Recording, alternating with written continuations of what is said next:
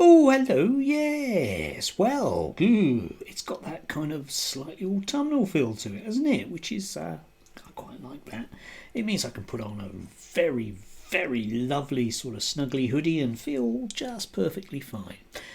Anyway, to return to a very old joke, if you only read one book this year, you don't read many books, do you? Anyway, I can seriously recommend Goliath's Curse, Mr. Kemp's book, which I'm currently finishing off.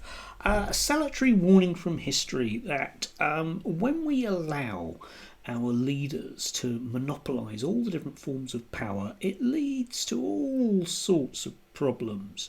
I wouldn't expect our right wingers to go anywhere near a book like this because it does tend to give them, metaphorically or otherwise, a damn good kicking.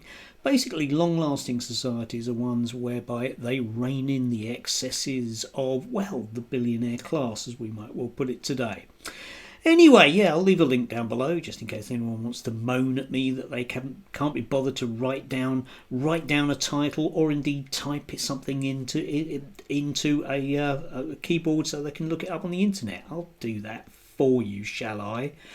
Anyway, today I want to sort of go on with that kind of theme because yesterday's Telegraph had a piece by Tim Stanley. Yes, a man who is, well, I'm sure he was right at least once in his life. Anyway, Farage is not selling out. He's just preparing for reform for government. Oh, hooray. If the current political insurgency fails, what will follow will be genuinely nasty and truly far right. Yes, which is one of those great binary things. Would you like a binary situation, yeah?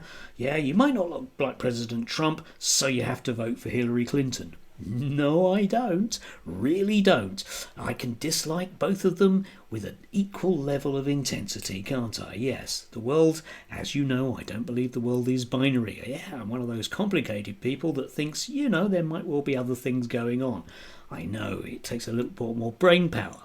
But that got me thinking to, all of those kind of broadly speaking people that there are around Farage, because a lot of the arguments about him is that he just knows how to do things. I mean, he knows how to do one thing, which is to place himself, a bit like, the elites do, front and centre. And he's very good at disrupting things, but he's not the type of person you actually want in charge.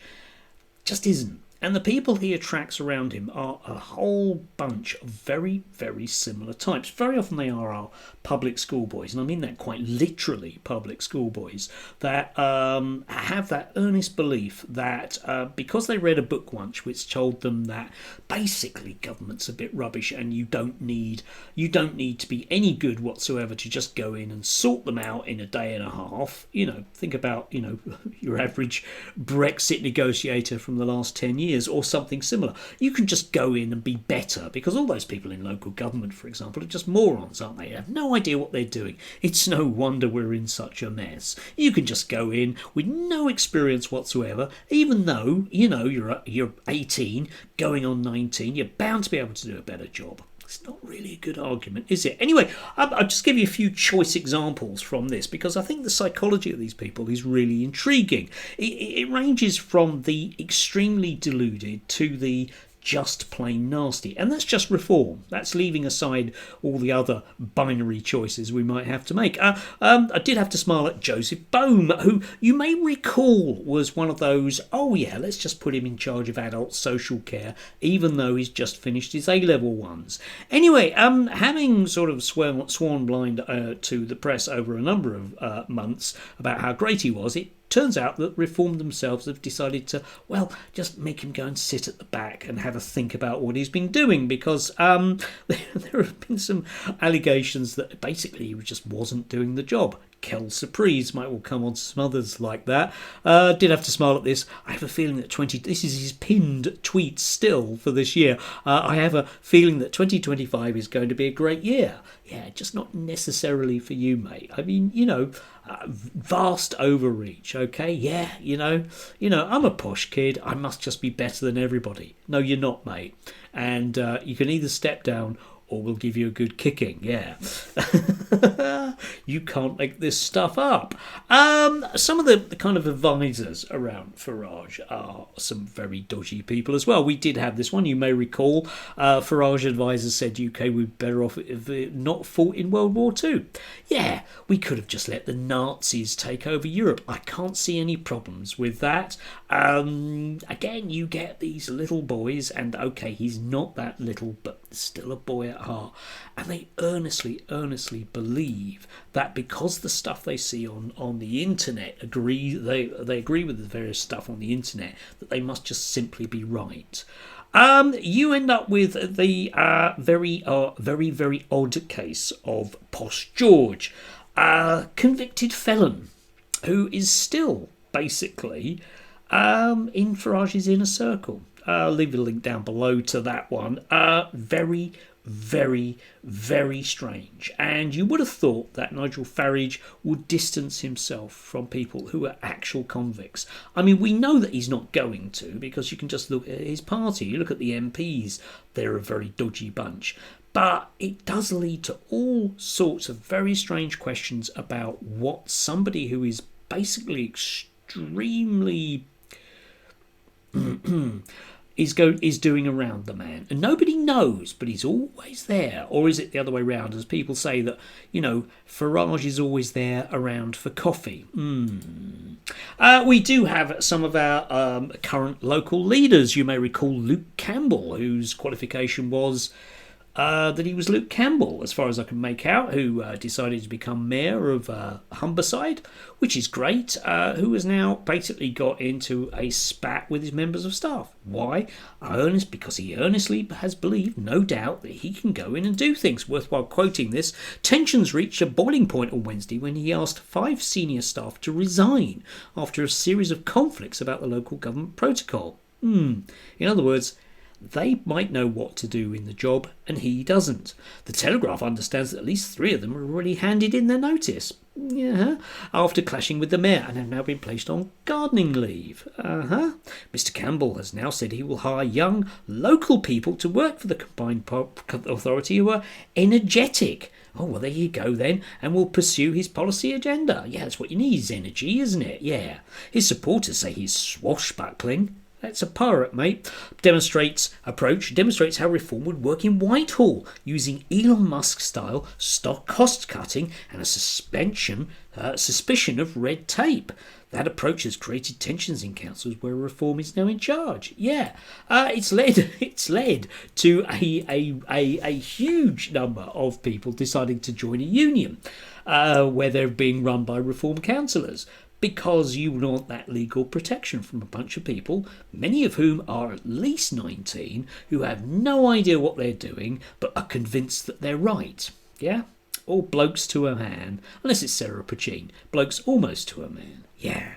And again, it's that weird right-wing psychology combined with, well, usually a public school upbringing that makes you earnestly believe that no matter what, you can just do a job better than anyone else. I am reminded of a particular teacher I used to work with that went to one of the very much better British public schools, who had that attitude to everything. He would just take over all these jobs that he was wildly unsuited for. But it didn't matter, he was just better than everyone else, and you'd have to kind of find ways of taking the stuff off him. Yeah, also, one might think of Ant Middleton. Here we go, yeah, banned as company director over unpaid taxes, who is the working definition of a chancer. And so these people go on. It's not just reform that does this. I mean, if you look at Rupert Lowe, he has gathered around him a bunch of, well, metaphorically or otherwise, very young people, in terms of Steve Eddington and Harrison Pitt, and oh dear God, these people are vile. Anyway, who else is it? Connor Tomlinson and, oh God, the other one's name escapes me. But just these people with no real experience outside of a kind of vaguely social media political bubble, who are basically gain access freely to various sections of the British media, particularly GB News, but also, you know, various other things as well, like the Telegraph, and which is where Steve Eddington came from, and are effectively just simply proto-crypto fascists. There's no other way of describing these people. They earnestly want to take away rights from British citizens. Absolutely. Occasionally, they will post this stuff up on British media. I've seen, as I've said before here, I've found Connor Tomlinson posting stuff up, which he then takes down after a couple of minutes. Yeah, or indeed, and we get the Advance Party, because if we can't have Farage, we have to have one of those other ones. Otherwise, the Nazis all get in, and gosh, that would be a disaster, wouldn't it? Anyway, yeah, we get this. Oh God, the Great British Pack, and we've got Mason here, who has literally just done his A-levels, and yet he is the West Midlands County Director. Still, nothing like a job title for being on social media, eh? Yeah, like the rest of them. Yeah, they're always the senior intelligence director of their mum's bedroom. Really, really, really dangerous people. And no, I'm sorry, Tim, but I don't want to be told that I have to vote for these people, otherwise some bad ones will come in. I want somebody who's at least an adult, and by that I mean at least over 20, with at least some form of job, yeah, that hasn't involved writing for the Critic, yeah, or having a guest spot on GB News, actual life experience, a job, yeah, who can then, somebody who's thought about things for a little bit, maybe not having gone to a minor public school, because that's always a no-no, and I want somebody that can actually potentially do something. It might be nice if these people could even argue a corner, but you can see, a la Sarah Pachin and some of the others, they can't even do that. They don't have the ability, and yet Deadly Psychology have an earnest belief that they do. Very, very, very dodgy. And here we have, inevitably, our glorious British media pushing these people because they can't push the Tories, because there's no way people are going to buy that anymore. Well, I'm pretty sure that in a year or two, when a lot more of these 18-year-olds have managed to, not quite sort anything out other than banning a pride flag, and yeah, I do mean you, Darren Grimes, then we'll see exactly where we are with them, because I think the fallout, potentially, from Farage collapsing will be very, very dodgy. But a lot of those people aren't necessarily simply going to go to the right wing. No, Tim, I'm sorry, they're not. Because people with an interest in politics, who develop an interest in politics, some of them, not many, because your average reform activist, in inverted commas, is somebody who's attracted to the party for, issues in and around brown people, basically, and they will probably drift off somewhere else rather than necessarily going into actual more politics. But yeah, some of them will start to come to realise that just maybe it's yet another group of very, very rich and powerful people that are pulling the strings in the background. Posh kids that seem to spend an awful lot of time mysteriously with Farage, even though they have convictions. Spent jail time in the States. Anyway, do have a glorious day if you can do. Maybe order a book. Wait till it comes out in paperback. It's a bit expensive, but it's still a damn good read. Enjoy.